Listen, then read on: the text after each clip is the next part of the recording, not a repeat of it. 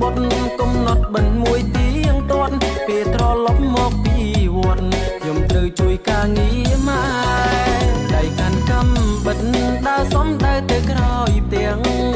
កាប់ស្លឹកចេកខ្លាំងពូអស់បងកាត់លើងដែរពេលម៉ែវិចនំខ្ញុំនេះមិនសូវទំនេរជួយមើលភ្លើងអនសមម៉ែ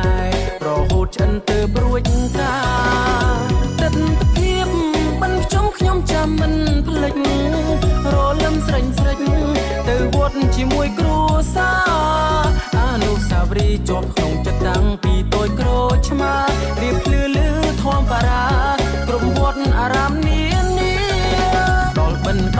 15ចំណាំគឺថ្ងៃភ្ជុំធំមនុស្សម្នាជួបជុំនៅតាមវត្តច្រើនហូហៀទឹកចិត្តជ្រៀងថ្លាយើងធ្វើបុណ្យតាមសទ្ធាសូមដូនតាផុតកម្មពី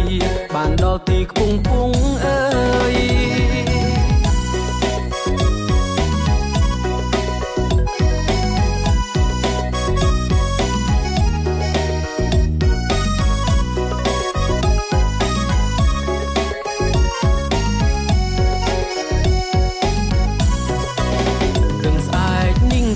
ខ្ញុំត្រូវភ្ញាក់ពីម៉ោង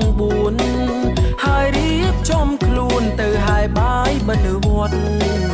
មួយរោចភក្ត្របុត្រកំណត់បិណ្ឌមួយទៀងទាត់ពេលត្រឡប់មកពីវត្តខ្ញុំត្រូវជួយការងារម៉ែដៃកាន់កំបិតដើរសំដៅទៅក្រោយផ្ទាំងកាប់ស្លឹកចេកខ្លាំងពូអស់បងកាត់លើងដែរពេលម៉ែវិចនំខ្ញុំនេះមិនសូវទំនេរជួយមើលភ្លើងអនសមម៉ែរហូតឆ្អិនទៅព្រួចកាទិដ្ឋភាពបិណ្ឌខ្ជុំខ្ញុំចាំមិនភ្លេចរលឹមស្រេញស្រេចទៅវត្តជាមួយគ្រួសារអនុស្សាវរីយ៍ជាប់ក្នុងចិត្តតាំងពីតូចក្រូចឆ្មារៀបភ្លឺលឺធម្មបារាក្រុមវត្តអារាមនានាដល់បិណ្ឌ15ចំណាំគឺថ្ងៃភ្ជុំធំមនុស្សម្នាជួបជុំនៅតាមវត្តច្រើនហូហៀ